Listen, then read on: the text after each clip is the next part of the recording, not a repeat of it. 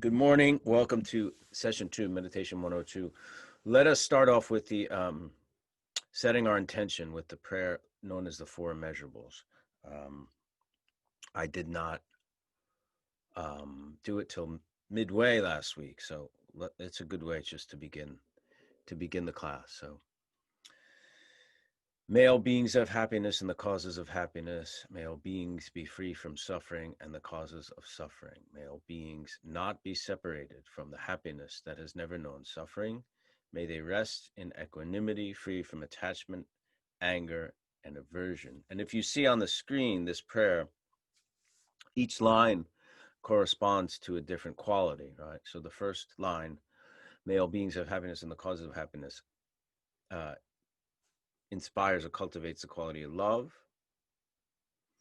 So if you love someone, you want them to be happy, right? And may all beings be free from suffering. And the causes of suffering is compassion. Because if someone is suffering, you don't want them to suffering. You don't want them to be suffering. You relate to their suffering and want them to be relieved from it. Third line, may all beings not be separated from the happiness that has never known suffering. Joy, which is also about rejoicing in other people's joy, which conquers the negative emotion of jealousy and stinginess or greediness. There's a generosity and a rejoicing and in other people's success or other people's happiness and other people's good fortune, rather than see it as a threat to yourself, to rejoice in that. And the final one, may they rest in equanimity, free from attachment, anger, and aversion. Equanimity meaning a sense of equality, relating, not putting yourself above or below, not putting others above or below, but relating to all beings, in a sense, as your brothers and sisters. Thank you, Nick, for keeping that up.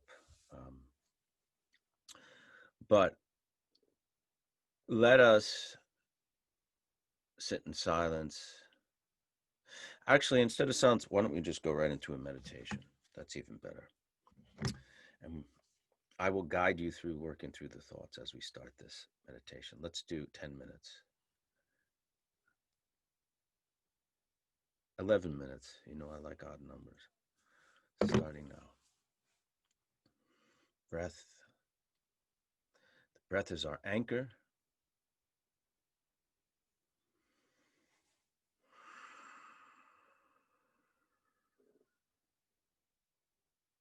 You can focus on the breath going in and out right between your lip and nostrils, on that place.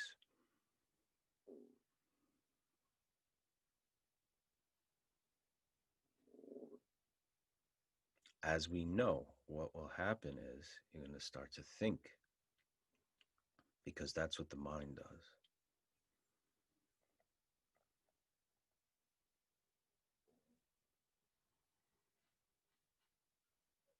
And when we think, this practice, we will just recognize the thought and go back to the breath. As soon as you recognize the thought, go back to the breath.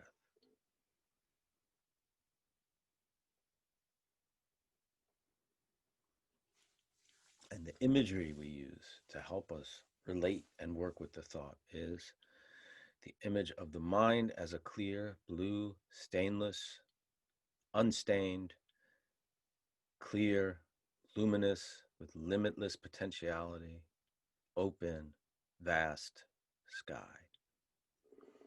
And the thought is like a cloud. And the emotion is like a cloud. They're both made of the same material. They both come out of the mind, they arise, and they dissolve back into the mind. Back to the breath.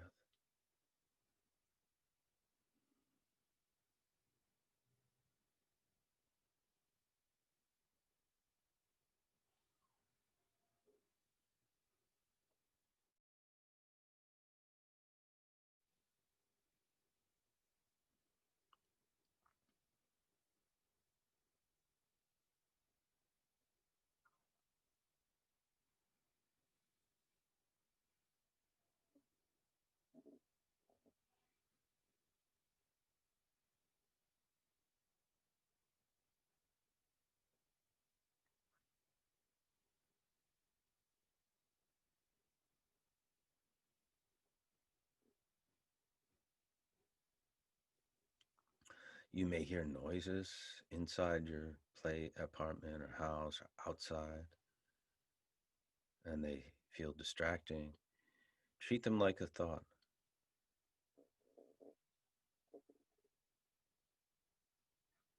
Just notice it and go back to the clear sky and back to the breath.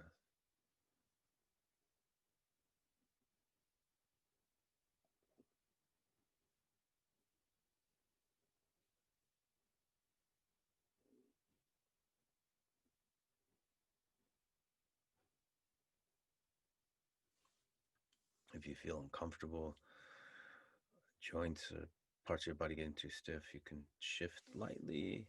Don't feel like you have to just not move.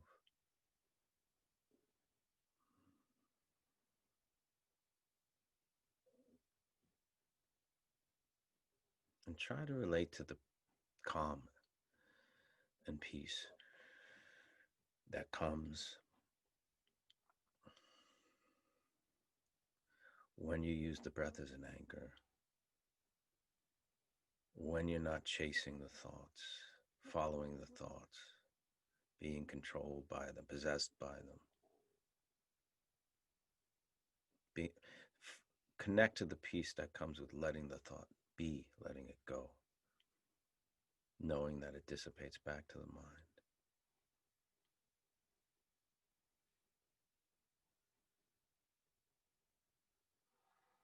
Settle.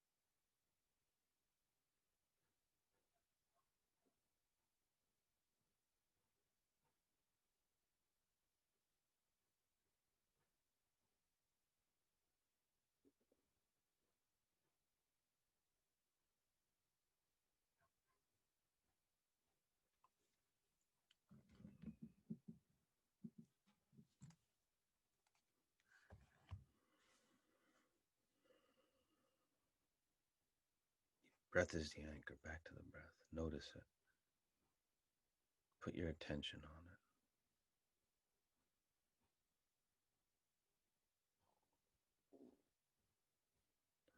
it. The thought comes, just notice it lightly. Don't judge it as bad. Don't judge it as good. Leave it where it is and go back to the breath. And almost picture it just dissipating like a cloud back into the sky from which it arose.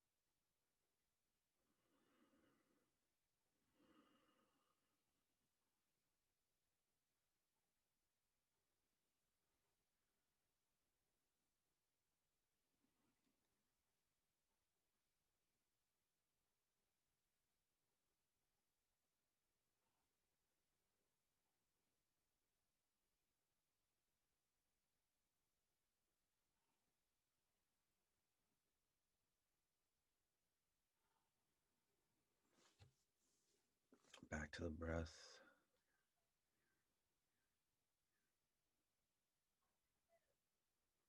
If you'd like, you can try focusing a little more on the out breath, putting a little more attention on the out breath. See what that does for you.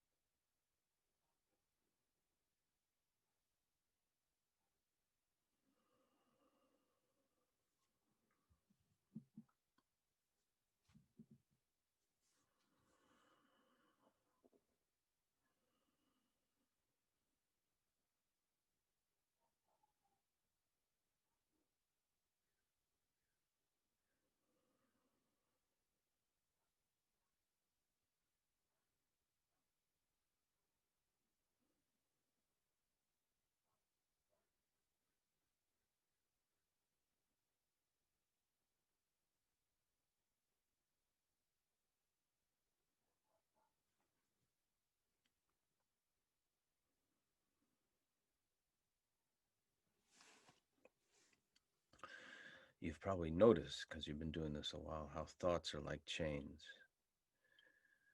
It's not like one thought that's just stays and remains. Well, sometimes, but usually it's just one thought leading to another and another, like this free association that just keeps going. That's how we've lived most of our lives. So what we're doing is very powerful. It's like we're taking the reins of our mind. Reins, like, reins of a horse, We're taking the reins instead of just being passive riders. It's a big deal. Back to the breath.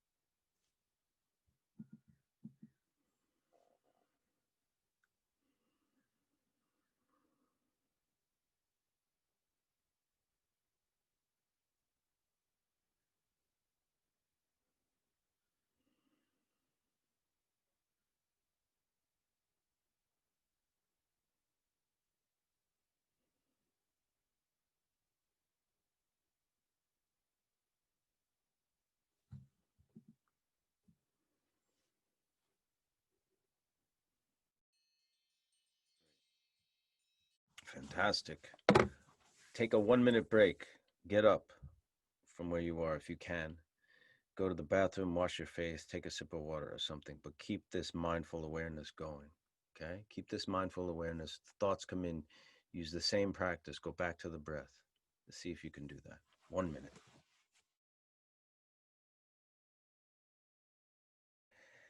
So last week we were talking a bit about karma. We talked a little bit about Buddha, who he was. I thought this was a kind of interesting quote about karma. Karma, in Sanskrit, karma means action or work.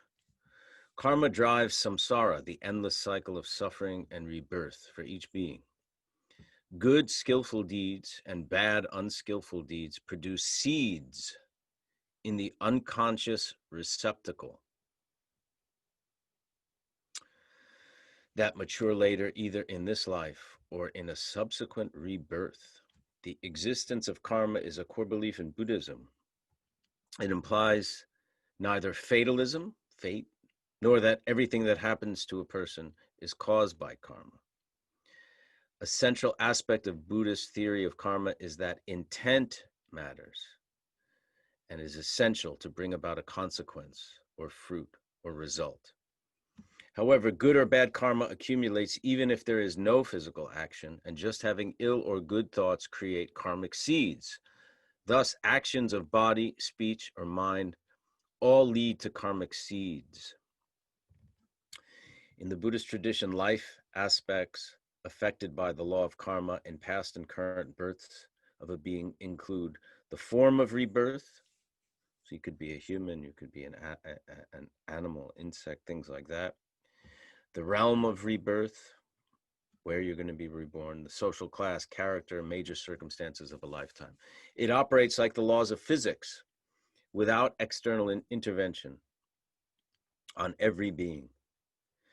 A notable aspect of the karma theory in Buddhism is merit transfer. A person accumulates merit not only through intentions and ethical living, but also is able to gain merit from others by exchanging goods and services, such as charity, offering donations to charitable causes or to monks or nuns. Further, a person can transfer one's own good karma to living family members and ancestors.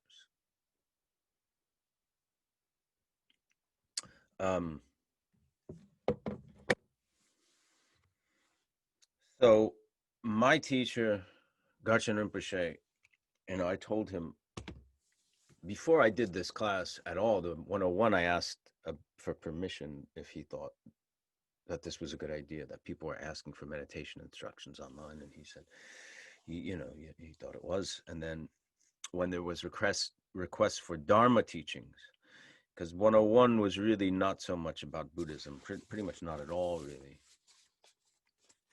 until you guys started asking questions.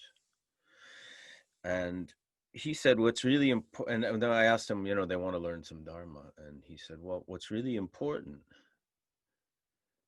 from his point of view was cultivating a loving mind, cultivating compassion. So as we practice and meditate,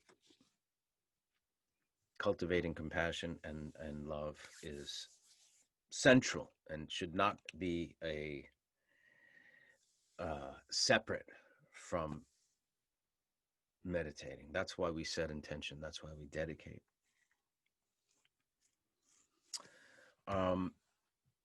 Buddhists believe in rebirth. Rebirth is closer to the concept than reincarnation, because what we have to think about is what is being reborn, because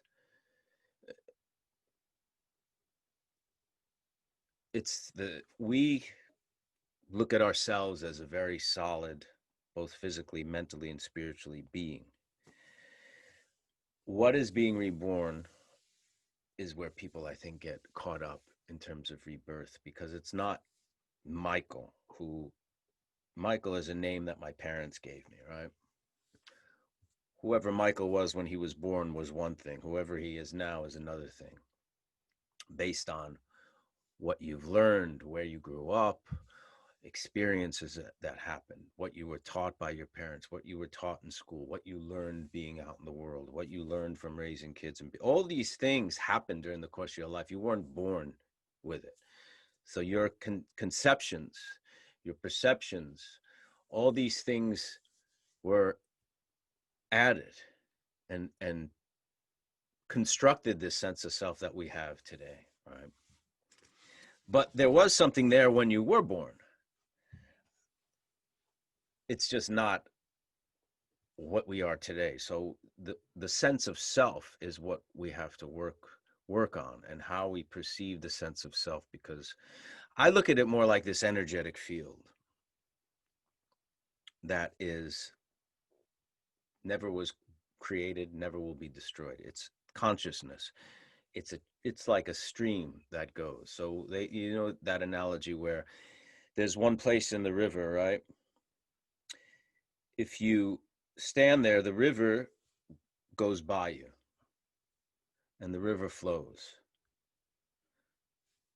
And the river 10 feet away is the same river, but it's different. It's not the same because the water keeps flowing, so it's different. Karma is what determines that energetic field. So if you're creating good karma, whatever that almost energetic field that's going to continue on will continue on, either with more positive energetic field, more positive energy, or negative energy, if you're creating negative karma. So it's not so personal. So the sense of self is not Michael with all his memories and what all the things he's learned and the things he's done and the experiences he's had in this life. It's not that literal. It's not that worldly. What moves on is that specific, almost energetic charge that you've created or you've cultivated during the course of your lifetime. And the Buddhists also believe that there's been an endless stream of rebirths before and after this one, and it's gone on ad infinitum. That's a very, very big concept, right? Buddhists also believe that there's been so many prior rebirths, and there will be an infinite number of coming rebirths, that there's been so many over countless eons that mathematically all beings on the planet at one time or another have been our parents, children, brothers and sisters. So think about it. Buddhists believe in the kind of, their cosmology is very much aligned with the Big Bang, only think of an endless chain of Big Bangs. The Big Bang, the universe is created for billions of years, planets form, species evolve, and it goes on. And then, as scientists believe, eventually the universe will be destroyed or destroy itself or expand into nothingness. And then eventually there'll be another Big Bang and another creation of universes and stuff. And think of that in terms of that's been going on always. Eternity behind, eternity in front. So in that sense, you've had billions and billions and billions and billions of different lives, different rebirths. And mathematically, that means we've all been each other's parents at one time or another. So why am I, this is a very heavy concept, I understand, and very elaborate in some ways. But what I'm getting at is, if you start to think that way, if this concept, if Buddhism interests you, and this, and karma and rebirth are very important concepts in Buddhism. I personally don't think Buddhism exists without those concepts. How you can use that is, if that is indeed true, if all beings on this planet or in the universe have at one time been our children or parents, can we use that concept to create more compassion and more love toward our fellow human beings, animals, whatever?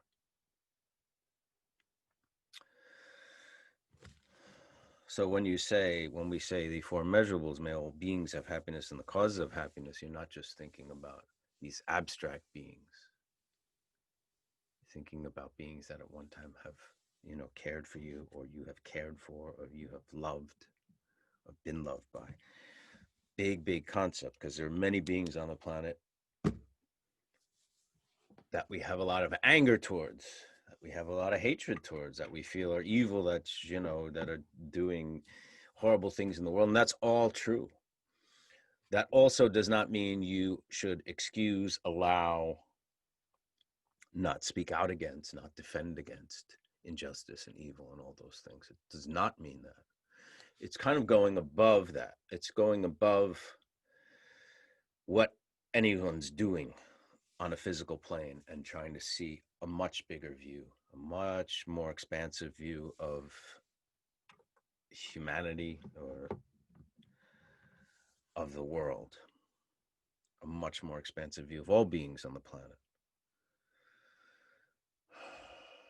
And it's, this is not something that I, walk around with all the time looking at the world that way, but it does help sometimes to cut through our attachment to our anger and our attachment to threat and our attachment to resentment and all those things. And like I said, this does not, it actually brings a certain clarity so you can respond even more effectively in the world against injustice and against, harm. Because if you're not acting just out of a place of threat and a place of anger, if you're acting with a clear mind, your actions tend to be more effective that way. This is a really good book. This is called Karma: What It Is, What It Isn't, Why It Matters, by Traleg Kyabgon.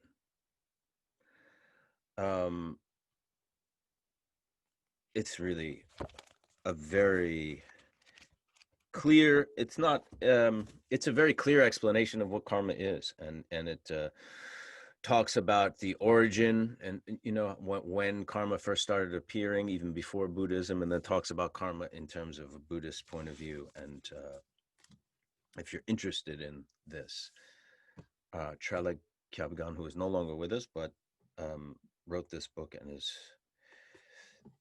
it's particularly effective. And there's another book I want to recommend to you. Let me get it for you, on karma. That's a little more for beginners in Buddhism. That if you feel a little bit, this book by Traleg Kyabgon is a little, hardcore, but if you have that kind of curious mind, it's a good idea. And the other one is called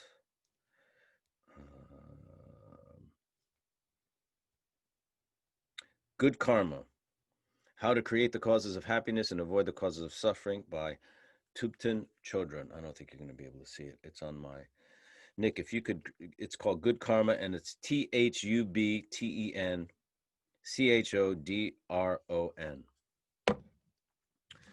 Tibetan Chodron. Tibetan Chodron writes a lot of great books about Buddhism, especially for beginners. All right, let's do some question and answer. I've laid some very, very heavy concepts on you guys, so we'll do some discussion. And the discussion can be not about what I'm talking about, but about anything that you want to talk about. Toby asked, do you look forward to meditation? Does it cause you any anxiety or stress before you sit, or is it the opposite? Sometimes it could be like, you can be hard on yourself. Oh, I need to meditate. I didn't do it yesterday. I got to do it. I'm lazy. That's just part of our nature, our character. I think that's okay to have those feelings. The important thing is to stick with it. Often anything that we have to impose a discipline on can feel something like a chore, exercise for one thing, whatever it is, work. But the importance is, just if there's a day where you just don't feel like it, then don't do it. It's okay. We're not, it shouldn't feel like this burden. But if it does, that's okay, as long as you keep doing it, and you don't, you skip one day, do it the next day. I mean, you're going to know what you're getting from this, I mean, we are very consistent with the number of participants in this class. So most of you have been here, pretty much weekly. So obviously you're getting something out of it. Sharon says, my friend Sharon, my good friend says, I live and take care of a 79-year-old woman with health issues, and she can be disrespectful and abusive. How can I come to her with loving kindness and compassion, yet still let her know I need respect from her? Sometimes I have trouble being assertive, and it could come out aggressive. That's pretty much exactly what we were talking about in a way.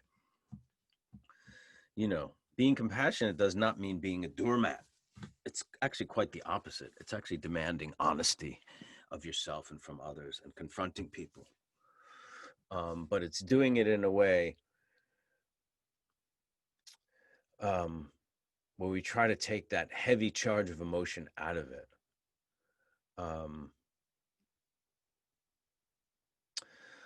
I've spoken about this before. There are times when they say when you're in the possession of like anger, a strong emotion like that, your ability to see your ability to see clearly kind of narrows to like 5% of really seeing what's happening, the truth of what's happening, and all aspects of what's happening, because that emotion is so powerful. I mean, anger, leads to hatred, leads to murder, violence, and murder in many cases. So, Sharon, one of the things you could do is put her in your meditation. You can imagine her when you meditate on top of your head, which is a position of respect. In Buddhism, when we greet a teacher, we bow, or sometimes we take the teacher's hand, put it on our head, or if we take a Dharma book, we do this as a sign of respect. On your meditation, you could put her on top of your head and meditate and try to connect to compassion and love. You can think about, in past lives, this person was of great benefit to you. If that could mean it was a parent, it was a sister, a brother. Sometimes parents we have negative associations with, so that might not be the best thing to use. But if you think about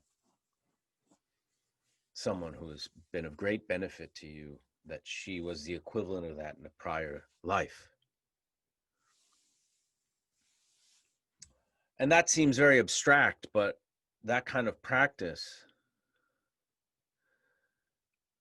as we incorporate that more, it allows us to respond a little bit more objectively, is what we're saying. So it's not this high voltage thing of emotion, because she behaves abusive, and that really pushes your buttons, and I understand it. And try to bring the mindful awareness of meditation that you're learning here into your exchange and interaction with her. So instead of, like you say, I have trouble being assertive and it could come out aggressive, the more mindful you are with the exchange, the more your assertions can be without the emotion of aggression or anger. And they can just be assertions. You can be very honest. And often honesty shifts things, in relationships. Often we get into habitual dialogues, dynamics with people, abusive, defensive, abusive, critical, and things. And sometimes just being really blatantly honest about how you are feeling and a line you were drawing can really shift these dynamics.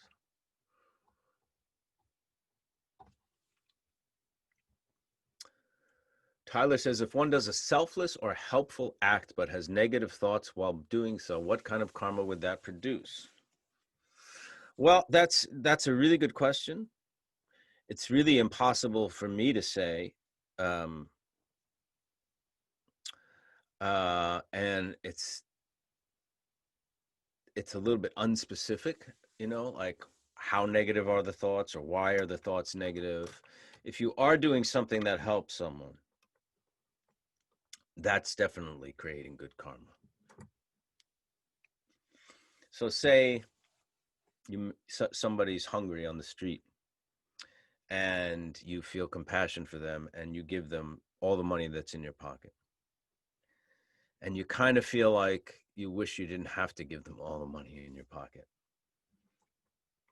Well, there's good karma created because this person's going to be able to eat for a couple of days, say 2 days.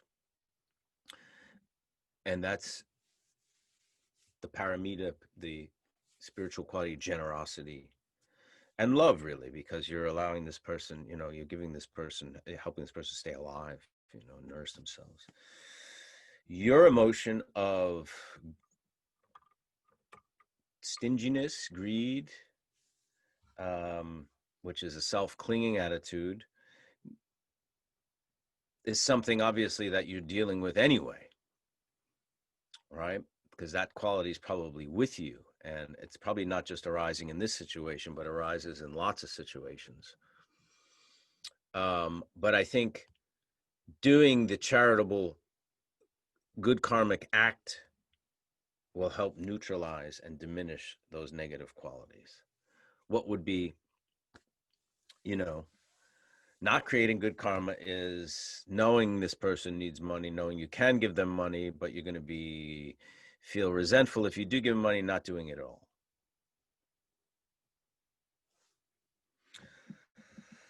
You know, karma is so much about interconnectedness and interdependence. Like a lot of times our concepts of karma is I do this, then I'm punished in the future for that, or I do this and then I'm rewarded in the future for that. But it's not so directly just focused on the individual. So much is about causes and conditions in your circles, in your immediate circles, in your family, in your house, and in the world. It's hard to just, we exist so much with interdependence as human beings on this planet that it's really hard to just separate this individual karmic cause and effect. Because here you have this example that I just gave.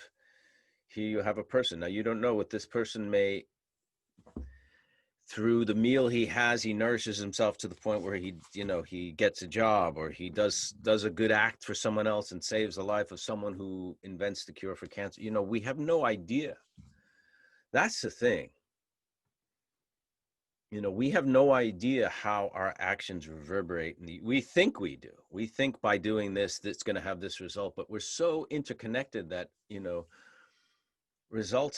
actions can have results that are so far reaching, and can influence and affect so many people. Sometimes starting off with very small actions. That is why Padmasambhava, I quoted him before, who was a saint, if you will, was from Odiyana, which is now Pakistan, who was one of the people who brought Buddhism to Tibet.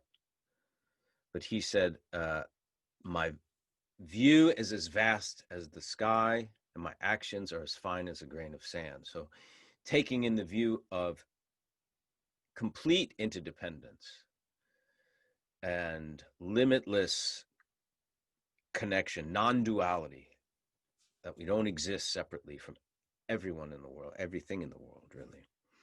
Taking that huge view that you are part of this vast interconnected network of beings.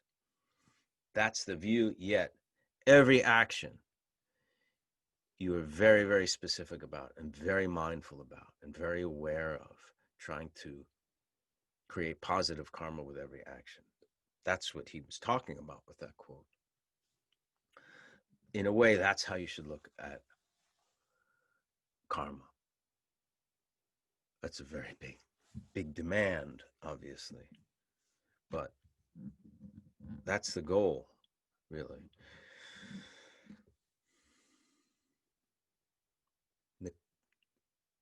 Nicola says, do you have to be a vegan in order to be Buddhist? And are animals equal to humans? Thank you for your time. You don't have to be a vegan. Some Buddhists are. Some Buddhists are vegetarian. Some Buddhists eat meat. Are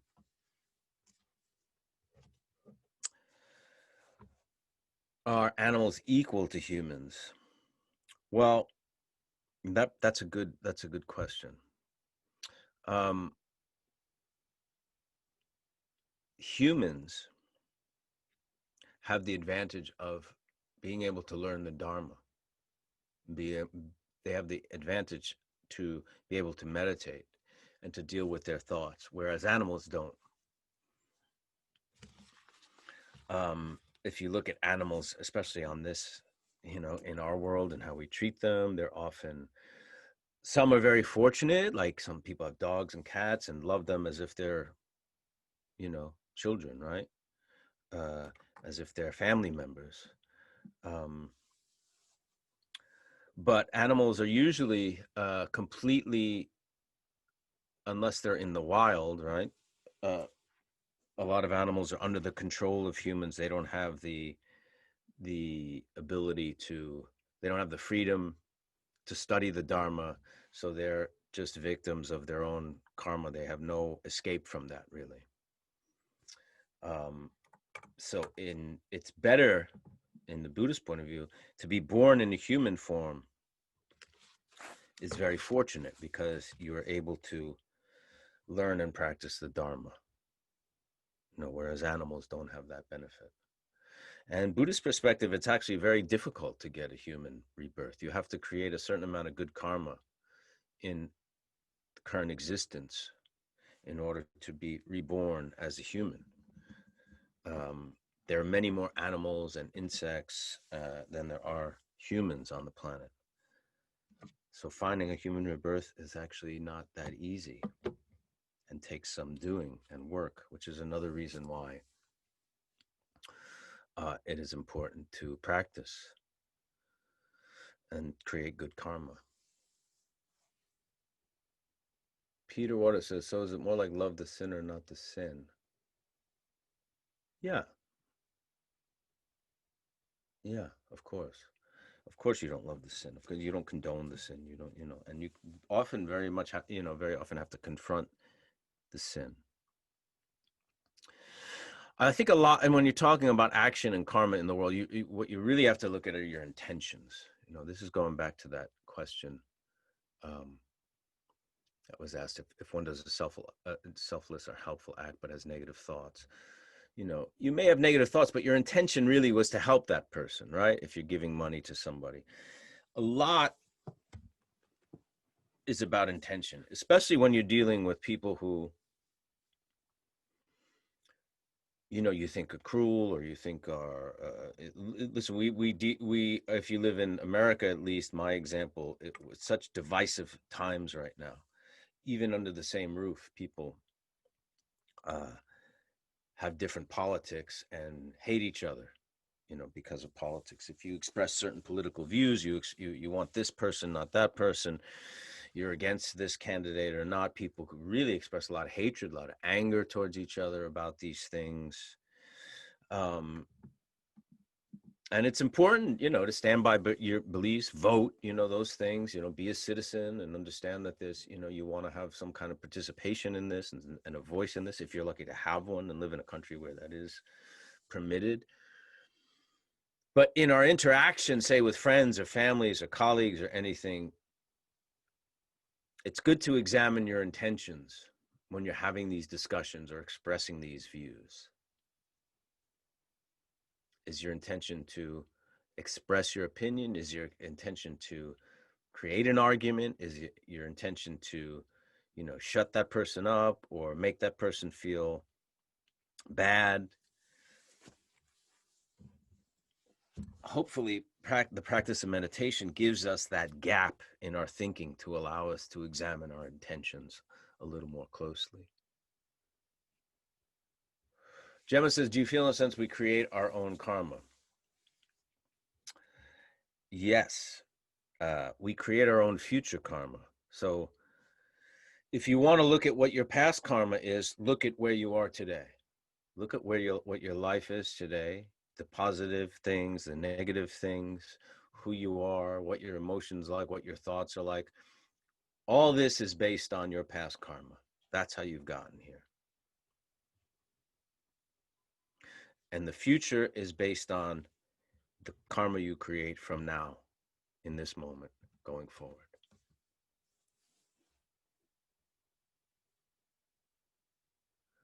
Nur Sultan says, is it possible that reincarnation isn't real in terms of Buddhism? As Buddhists say, we should trust no one and learn through our own experience. Well, yeah, but if you're waiting to see if your next rebirth is real or not, that might be too late. But basically, what we're trusting on the people who have really meditated on these things and studied these things for centuries and centuries and trusting that knowledge. So I would say that to create good karma is a safer bet than creating bad. So even if reincarnation isn't real, at least you're creating good karma in this lifetime and being a benefit to others and yourself, rather than just being selfish and just creating, negative karma in the world because of your own greed and appetite. So in some ways, it doesn't really matter.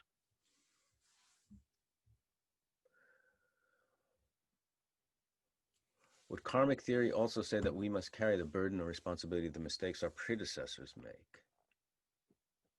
It sounds like the Christian now, I don't know if you mean predecessors by like your ancestors.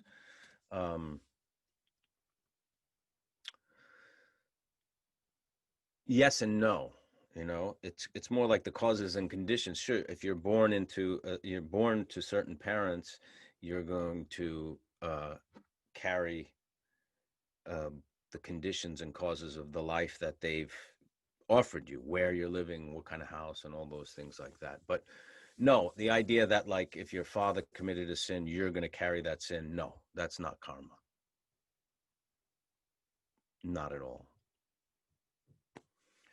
So it's not original sin. It's very, very, very different. You don't, if my karma only affects my children in terms of because they're living with me, the causes and conditions that I'm offering them at this point in their life, and they can leave eventually. They may say, I don't want to live in this part of the world. I don't want to live in this house. I want to do something else. I want to be, I want to practice a different religion, all those things. But the fact that maybe I committed a sin or did something negative to someone, that karma does not transfer to children or generationally or things like that.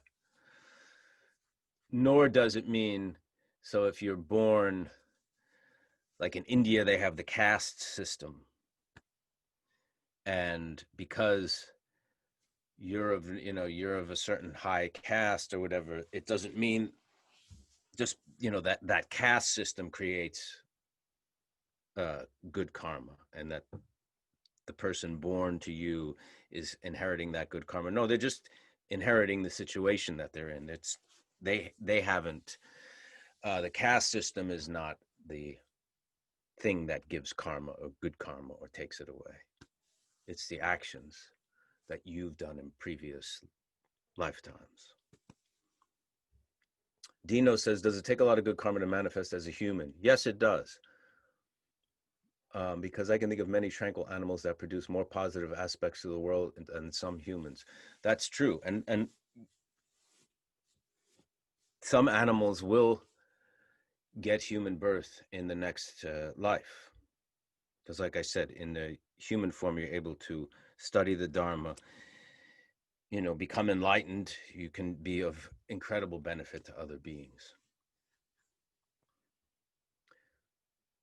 Under Buddhism, are there new souls? Where do they come from? No, there's not a soul. In Buddhism doesn't use the concept of soul, really. That's why I was talking more like energetic fields.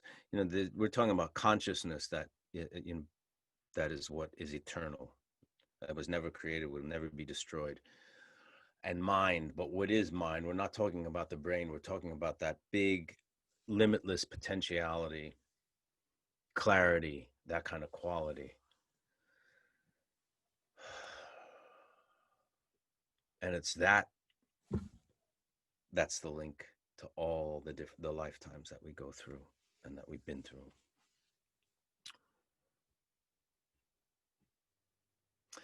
Donna says, I believe in karma, but my question is, how is a terminal illness explained with regards to karma?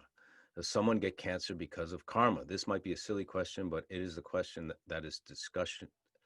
It is the question that has sparked in my mind. Yeah, this is a really tough one for people to get. When you have some horrible misfortune befall someone who is innocent. And the answer to that is, as uncomfortable or as difficult it may seem, it is from past karma, not from this life. So Buddhists might look at someone who's doing horrible deeds in this life and getting off scot-free or something, but a realized being, a great Buddhist practitioner, will look at that person and feel immense sorrow for that person because they know that in the future that person's going to suffer. Maybe not in this lifetime, maybe not in the next, maybe 20 lives down the road. So karma is not just created from this life. That's what you have. That's when people get stuck and don't want to understand that. That's why that's why karma and rebirth go together. because, you know, if you have a child who gets some kind of terminal disease or suffers, you know, it's like obviously they didn't do anything during this rebirth. So where does that come from? Okay, a lot of stuff to think about. And remember, I'm a student like you are. I try to talk about things that I've learned or that teachers have imparted onto me, but there are many teachers who have so much vast knowledge and are so much more articulate about these things and can talk about it and answer your questions with so much more clarity and depth. I mean, I'm giving you like this much because my knowledge is very, very limited. I'm trying to give you a flavor, a taste of these things. So if you are inspired to learn more, there are books and teachers. Look at my Instagram stories every day. I have quotes and posts from lots of great teachers, both living and dead, many who have published books. I'm doing the best I can to be articulate about these questions, but they're very big, heavy questions. And my answers are limited to how I see it, you know, and my experience. And I'm, you know, slightly more than, slightly less a beginner than you are, maybe. Some of you probably have been practicing longer than I have too. I bet there's several of you. So let's meditate, and then we will dedicate. Let's do 7 minutes meditation. Okay.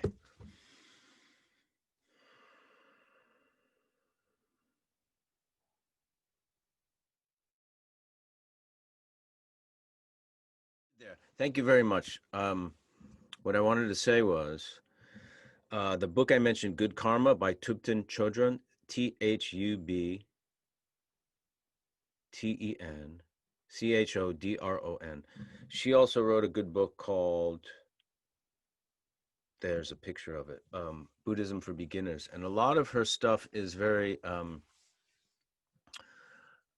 accessible to beginners, if it's something you want to look into. She published a lot of books. She's a nun. And then there's also Pema Chodron, is a very famous Buddhist nun. Same last name, but Pema, P-E-M-A. So those are some good places to investigate these things. I know today we went into some really deep, big concepts, but it seems like you're asking for it, so I'm trying to answer it as best I can. But they're very vast, and especially if they're things we haven't pondered before, they're big and they take a while to absorb and really kind of gain a certain perspective without just accepting at face value, because it is something that has to make sense to you on a fundamental level, so you know, so it can become a part of your view, you know. But it is the Buddhist view. Karma and rebirth are inherent qualities to Buddhism. There are actually kind of factions of Buddhists, a couple, who are trying to modernize Buddhism and talk about Buddhism without beliefs or without believing in karma, without reincarnation. But I put absolutely, my opinion, I put no faith in those things. And I find it to be, Buddhism has been around for 2,500 years. It's done pretty well. It's still here and flourishing. And, you know, here we are talking about it. So I don't think we need to rewrite those books. Well, although the Dalai Lama does say, you know, when science proves something to be irrefutable, Buddhism should adapt to it, which I find very cool and hip. But with science and all the advancements and discoveries we've made, a lot of them dovetail very well with Buddhist concepts. So with that, let's dedicate. By this merit, may all beings attain the state of enlightenment and conquer the enemies of false and delusion. May they be liberated from this ocean of samsara and its pounding waves of birth, old age, sickness, and death. And thank you very much for being here. Thank you very much for being a part of this. It means much, much more than you could ever know to me. And I will see you next week.